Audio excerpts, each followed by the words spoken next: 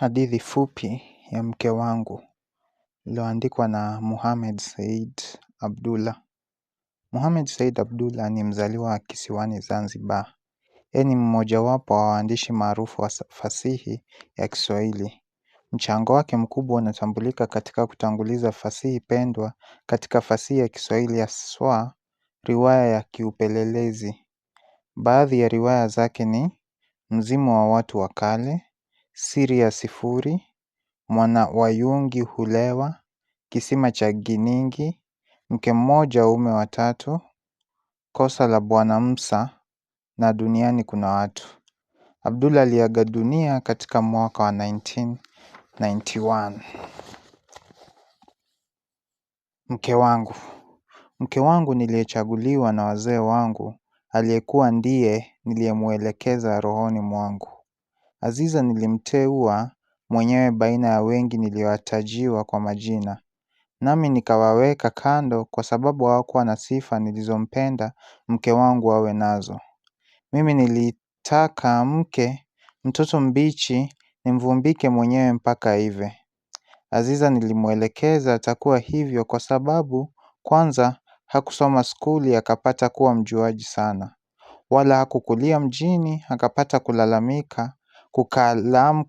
kukalamka kwa utamaduni ambao umepishana kwa kila jiha na mila zetu za asili. Kwani nilikuwa nikiyaona maafa na mauthi waliofikishiwa wenzangu kwa kujipa kutaka wawe wake waliosoma na waliostaarabika. Kwa nafsi yangu mimi nimezalika katika nyumba ya kitajiri. Kwa hivyo nilikuwa na nafasi ya kufanya mengi bila taabu. Wazee wangu juu ya utajiri wao hawakupendelea kubadili mila zetu kwa utamaduni, hasa ile ya kuoza wana wao mara baada ya kuwa wao ni waja wa ndoa. Kwa hivyo nilipomaliza masomo yangu ya juu, mama alianza kunishawishi kwa mambo ya ndoa. Na katika kazi yake hiyo alijaribu kuvuta nathari yangu juu ya watoto kadha. Wengine bado skuli wanasoma na wengine wamekwisha kuwa walimu. Nasemaje baba? Tukakuposee Fedhele Salim, mama yangu aliniambia. Fedhele ni mtoto mzuri, kasoma kiasi kama wewe, na bila shaka mtasikilizana lugha vizuri. Nilimwaza Fedhele moyoni mwangu. Fedhele, yule niliyemkuta saa 2 za usiku? Sijui mimi nilikuwa narudi kutoka wapi vile. Kavaa kanzu mpaka mapajani. Kafuatana na shoga yake na wamemtia kijana mwanaume katikati yao. Simtaki Fedhele. Mama yangu alinitajia mtoto mwingine. Unasemaje Salma Fadhil, baba? Namjua. Umemuona hapa nyumbani alipokuja na mama yake? Namjua Salma, yeye ni mtamaduni wa kutosha. Simtaki kwa utamaduni wake. Sura yake daima naificha haionekani kwa kujiremba marangi ya mashavu ya mdomo. Simtaki Salma. Mama yangu alikuwa mwerevu wa mambo na mara alinitajia Aziza. Mtoto mmoja elimu yangu. Kazaliwa na kakulia shamba na mjini hajapata kupata mguu ila labda mara moja au mbili tu aushi yake. Nilimvuta Aziza rohoni mwangu akaja. Hapa akanisawirikia namna alivyoelekea kuwa. Aziza ni lazima awe mbichi na mfuto katika mambo mengi ya mjini yaliyokuwa sababu ya kuharibu ndoa nyingi za wenzangu kwa muda mchache wa makazi yao. Madam kakulia shamba, Aziza lazima awe hana mambo. Si lazima kwa hivyo Aziza awe mwepesi, msikivu, mwelekevu. Niliamua kumuoa Aziza. Baada ya harusi na sherehe zake, mke wangu alihamia kwetu nyumbani. Katika mpango wao, wazee walitutengea vyumba 3 vikubwa juu ghorofani peke yetu. Chakula kikipikwa huko kwa wazee na sisi tukiletewa chetu kwa wakati 3 kila siku. Nguo zake Aziza, mapanya alikuwa akija kumchukulia kwenda kumfulia. Mke wangu akawa hana kazi ya kumshughulisha, labda kujikuna tu anapowashwa. Sasa tulivyokuwa peke yetu, niliona ni wakati wangu wa kumsoma Aziza ili nipate kumsomesha. Kwani kila nikimtazama niliona kuwa Aziza kaelekea kuwa kinyume nilivyomfikiria. Aziza alikuwa na utambuzi wake mwenyewe ulioshinda wa wale waliojifunza. Hayo niliyabayani kwake mara tu baada ya fungate mbili kupita. Huu sasa ndio wakati wangu wa kuanza kumvinya mwari wangu, kwa mwendo niliomtakia mwenyewe mke wangu awe nao. Mpaka hivi sasa mawili matatu nimekwisha kuhisi upande wake kuwa yatengenezewe haraka haraka. Labda yalikuwa mazuri kwake kuyafanya kwao huko huko shamba aliyokuwa, lakini maisha ya mjini yana mwendo wake na ni juu ya mtu atakaye kukaa huko ajirakibishe nao halan. Bali kama atakavyokuwa nilitaka nimtie mjini Aziza bila kumwambukiza mambo ya kilimwengu ya huko. Katika kumtazama kwangu na kutafuta vipengee vya kuanzisha madarasa yangu, niliona kuna pingamizi zilizonikabili. Moja ni kwamba Aziza alikuwa hana mazungumzo na mimi. Ama hilo siyo neno kama tutamchukulia kuwa yeye alikuwa bado mgeni kwangu. Jambo lililokuwa kubwa ni kwamba Aziza alikuwa daima akinitazama kwa kunichuja. Tena si mara moja wala si mbili mpaka ikawa thiki kwangu. Siku moja alasiri nilipokuwa nikichana nywele zangu, nilimuona Aziza katulia tuli akinitazama kwa unyarafu kabisa. Hapo sikustahimili tena, nilimuuliza, "Nini we Aziza? Mara nyingi nakuona unanichuja namna hiyo, nini hasa?" Jawabu lake mtoto yule lilinizungusha kichwa daru. Likarudi likaniweka sawa. Alisema taratibu neno moja moja. "Sikuchuji lakini nakusikitikia mwenzangu." Alizidisha beso juu ya uso wake akaendelea, "Mimi nilikuwa nikitazamia nitaolewa na nani katika dunia hii?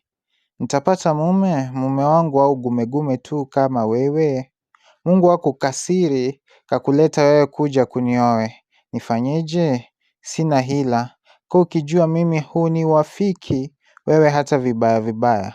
Basi kule kukutazama ninaokutazama huwa najisikitia nafsi yangu." Niliacha kitana juu ya meza nikakaa kitini kusikiliza maneno ya kinaganaga na ya kimtumtu. "Basi mimi unioni kuwa mume wa gumegume tu?" Nilimrudishia maneno yake. "Na unajisikitikia nafsi yako?" Najisikitikia au najililia hasa Nietzsche," alijibu Aziza kwa mkazo.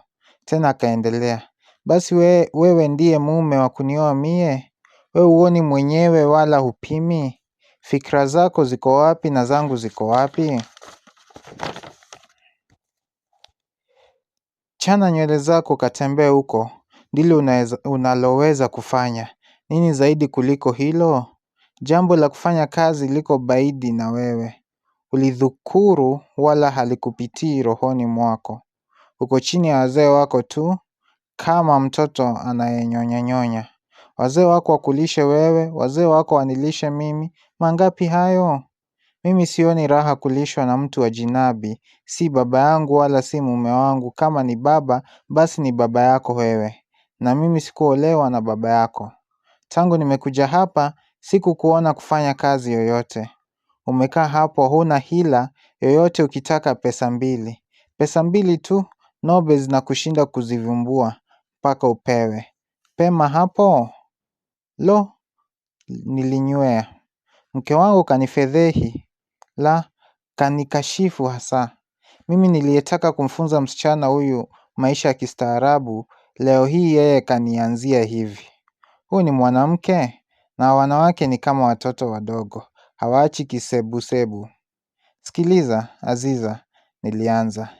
Ikiwa jambo lenyewe kubwa uliloliona wewe ni jambo la kazi, basi kazi haijawa riziki kuipata. Vipi kazi haijawa riziki na riziki inatokana na kazi? Aziza alinipinga. Nimejaribu kutafuta lakini sipati bado, ipo tamaa. Ipo tamaa? Alinirudishia Aziza. Vipi mtu asitafute kazi asipate? Mbona mie sifahamu hivyo au una lazima ya uboi, kibarua kwa mtu? Maana hivi ndivyo mlivyo. Mkisha kusoma hicho kizungu chenu, mnakuwa basi tena mfanyi kazi ila ya uboi. Mkae mkitumwa. Unadhani kwetu shamba yupo kijana wa makamo yako wewe, naye hana kazi? Mgundui he? Ikiwa wewe bwana wa mjini huwezi kukwea minazi, ukaangusha nazi, kadhalika huwezi kuchunga punda, basi huwezi hata kununua mihogo. Ukakaa kuichoma hapo chini nje, ukauza kama wenzio? Lo, ati mimi nikachome mihogo niuze? Si nitaonekana nina wazimu mie? Hizo Aziza, sio kazi zetu sisi, nilimjibu. Kila mtu na kazi yake. Kila mtu na kazi yake? Alindakiza, na kidogo macho kayatoa. Hivyo kuna hawa walioumbiwa kazi hizi na wengine kazi nyingine? Watu wote ni sawa duniani bwana. Hivi ndivyo unavyojidanganya, Unaona wale kaka zetu kule shambani, wanalima, wanapanda minazi, wanachunga punda, si watu wale kama nyinyi, sio? Barabara. Ala, hivi ndivyo alivyo mke wangu? Hivi mimi hanioni kuwa mume wake kwake maadamu sifanyi kazi? Hicho chakula, Aziza alianza kueleza. Ndio sina budi nacho tu. Lazima tupokee kibivu, maadamu mume wangu havumbui kibichi.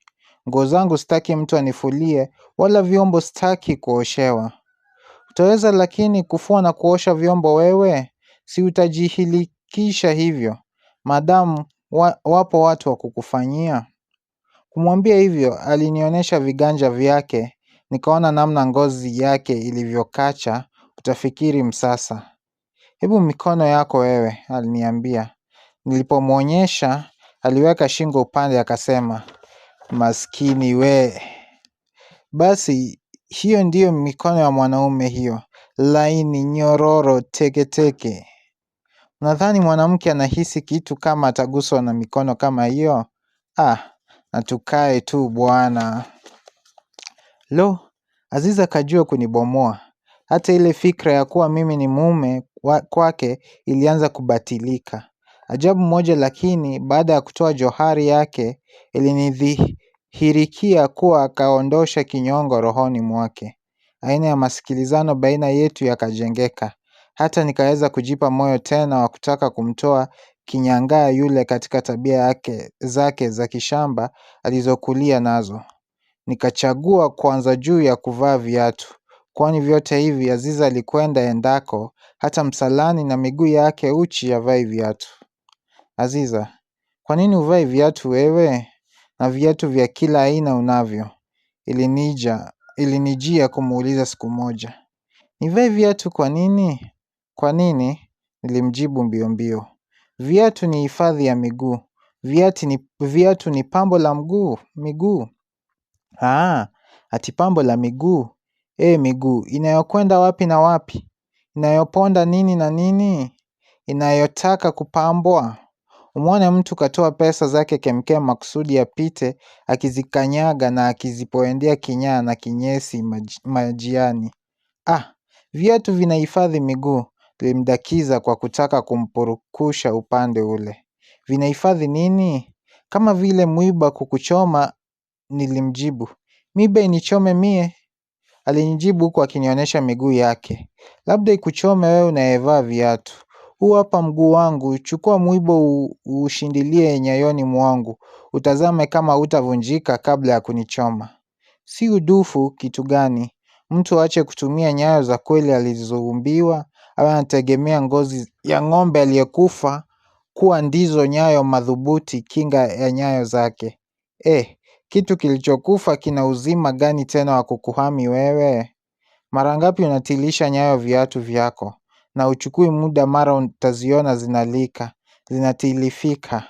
Zile za miguu wangu mimi ziko pale pale, baada ya kulika zangu zinanenepa na zinakazana. Kila nikizidi kutumia. Una nini bwana? Basi, hayo ndiyo maneno yake Aziza. Kuwaza na kufikiri, niliona kuwa kumwamrisha mke wangu nitakavyo lazima kutanishinda. Mimi alivyonishinda nani yule? Nunez. Alipotaka kuonyesha kuwa katika nchi ya vipofu watupu, mwenye jicho moja atakuwa mfalme wake. Mke wangu hakuwa mpevu wa mambo, bali hakuwa mchanga wa mengi. Hata awe tayari kupokea mafunzo kutoka kwangu. Aziza amekomaa angali mbichi, akavia naye yumo katika kukomaa kwake. Ni taabu na hasi ni muhali kuweza kumpevua ili aive kidesturi. Moja katika dhiki niliyokuwa nikiiona ni kwamba hatukuishi peke yetu, mimi na mke wangu tu katika dunia hii ya wake na waume. Kuna watu waliojifunga kuja kumtazama mke wangu namna alivyojikaribisha na maisha ya mjini. Sikutaka watu wale waondoke na zawadi za vichekesho. Si kwa kuwa Aziza alibali neno kufikiwa na watu wale wapelelezi. Mimi mumewe ndiye nilikuwa taabani. Niliona fedheha kuu kuwa mimi mwana kindaki nimeoa kisonoko nisiyeweza kutoka naye mbele za watu. Ingawa kwa yeye mwana Hawa kaolewa na mtu wa Nzali asiyemtakia mwenziwe wamjue. Mimi na Aziza tulikwenda sare kwa kupimana, bali watu wa nje hawawezi kupambua hayo. Kwa watu wa nje, mji ndio unaweza kuzuka mashamba, lakini shamba haliwezi kuota mjini. Tuseme hili na hili, vipi nitaishi na mke huyu ikawa hatengenei katika hata kwa mambo madogo bali muhimu katika maisha yetu ya kila siku? Tuchukulie kitu kama mswaki. Nimemnunulia burashi ya meno na dawa ya meno. Leo nafika mwezi kila nikivitazama naviona vitu vile havijaanza kutumiwa. Anakusudia nini? Au analo jipya juu ya mswaki pia? Nitachokoza nisikilize. Baada ya muda, nilikwenda nikakaa ubavuni pake. Sikumchukulia pupa na sikutaka kumrambaza sana, na kwa hivyo nilimwanzia. Sikiliza, Aziza. Najua kuwa wewe unafikiri namna kwa namna, najua huo unidhamini mimi kuwa mume wako. Bibi we, kumbuka kuwa mimi na wewe tunaishi pamoja, na mbona mengine mie nayaona aibu kwako? Kama mie ninavyoona aibu kwako, alinikatiza juu kwa juu. Si hayo, hebu sikiliza kwanza. Mswaki unapiga wewe? Kwani unamaanisha nanuka kinywa bwana? Sio hayo, mi nakuuliza tu. Huna haja kuniuliza swali hilo, ngojea. Aliondoka nyatu akaenda zake jiji. Akarudi na mswaki wa mnazi na kifurushi cha plastiki, ndani yake mlikuweko unga uliokaa katika baina ya jivu na masizi. Huu mswaki wangu bwana, na hii dawa ya meno. Mi bwana napiga mswaki na nasugua meno pia. Ngojea nikuoneshe. Pale pale alichovya mswaki wake ndani ya ule unga, akawa anasugua meno yake mbele yangu. Basi, mi nakuuliza nilimwambia. Kwa sababu nimekuwekea burashi na dawa ya meno kule msalani na nikakwambia na mpaka leo naona hujatumia. Ndiyo ukafikiri sipigi mswaki? Kwani nichukue manyoya ya nguruwe nitie kinywani mwangu? Kwani burashi manyoya ya nguruwe yale? Nilimuuliza. Nini kile basi? Alinijibu na uso umesusua. Vijiti vile. Hebu tazama huu mswaki wangu, tazame na burashi yako. Nadhani kusoma kizungu kumekuziba macho usione tofauti yao. Huoni kama yale ni manyoya? Na manyoya yenyewe si ya ng'ombe wala mbuzi Yasini. Sitatia manyoya ya nguruwe kinywani mwangu. Hujui kama yanaridhisha ubovu wa meno yale, yanatia susa. Nyote nyie mnaotumia brashi miezi 3 hata 5 mnakwenda kwa daktari wa meno. Kwa nini? Unafikiri wewe meno zangu haya ni mazima? Hebu yako. Unaona mangapi umeng'olewa? Nilishangaa. Kweli huyu maneno yake, mbona naona ananiteka. Hiyo dawa ya meno katika mkakasi wa kupura ulioniletea, aliendelea Aziza. Nini kilichomo ndani? Tumbawe, sabuni na arki ya peremende kali. Nimekosa nini mie niliyetwanga nikachunga na vingine nikavisaga? Tumbawe, makaa, jivu, chumvi, karafuu na tangawizi. Basi umeniuliza mswaki bwana, bali mswaki si burashi, kaa ukijua. Ya Rabbi, nimtokee kwa wapi mimi Aziza nimkute kiotoni?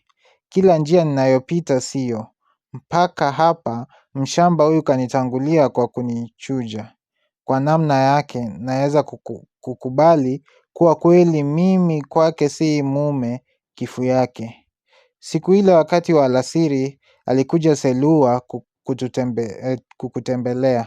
Selua ni mtoto wa shangazi yangu na wazee wake walikuwa wakitarajia kuwa mimi nitamuoa yeye. Hata hivi sasa tulikuwa tunataniana, mke wangu, mume wangu. Kwa hakika, mimi tu sikutaka kumuoa Selue kwa sababu zangu zile zile za kuwa na kidomo katika kuteua watoto wanaofaa kuolewa na mimi. Selua kaja siku ile mzuri, kaupura, kapendeza na bashasha zilimwenda midomoni. Kaja kanikuta mimi nataka kutoka, lakini kwa masihara yake ya uongo na kweli humo humo, hutoki madam, mimi mkeo nimefika. Nilifungika tukawa pamoja, na katika jumla ya mambo yake moja ni lile la kuniingia maungoni kwa masihara ya upuzi na kutaniana na mke wangu kwa kuitana majina mara mke mwenzangu na pengine wifi yangu. Na kuhusuduni walahi, Aziza alisema, kapoa katika kumtazama mke mwenziwe alivyokuwa akijishaua mwenyewe na akinibemba mimi. Si hivyo, aliendelea, mtu na mumewe wanavyokaa. Tazama wawili nyie mliofanana, bwana mstaarabu na bibi mtamaduni. Hata sijui kitu gani tena kilichokuja kunichukua mshamba mimi kikanitia kati yenu. Selua alitaka kujibu neno, lakini Aziza alimdakiza kwa mengine. Hebu, alifanya ishara ya kumnyamazisha. Nasikia kama madafu yanapita nje. Mke mwenzangu, hutaki dafu wewe? Nataka, alijibu Selua. Hata na mimi nilisikia sauti ya bazazi wa madafu. Dafu, ikipita nje. Nilitoa shilingi 2 nikampa Aziza ili anunue madafu. Aziza hakukasiri. Hapo alikwenda mbio mpaka dirishani, akaita kwa kelele, bwana mwenye madafu, tuletee madafu mane huku juu. Nilishtuka ikanitoka. Aziza, unamuhitaji huku juu? Aziza alinitolea macho hayo, nilinywea. Sasa ulikuwa hutaki aje huku juu? Nilimsikia akisema. Kabwela yule, aliendelea, haijuzu kuingia nyumbani kwa kabaila. Mara pale nilimuona mtu shupaa kakumbatia madafu mane na kashika kisu kimelika kati. Kanzu yake mararu imegeuka hudhurungi, rangi si yake. Kwa namna zake zote mtu anaweza kumnyanyapaa hata asiweze kupokea dafu kwake akalinywa kwa raha. Karibu bwana, karibu, nilimsikiza Aziza akimlaki bazazi wa madafu kwa bashasha iliyozuka pale. Tukatie bwana wangu, tupe tunywe. Bwana yule alitua madafu yake chini, kaanza kushughulika na moja. Aziza alikuwa yuko chini yake ubavuni mwake.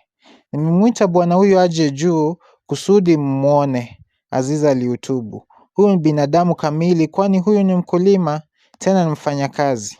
Pesa anazozipata huyu ni za halali, hana haja ya kitu cha wazee. Huyu ni mwanaume, afikiri kukaa akachana nywele, akatembee. Hana nafasi ya upuzi huo.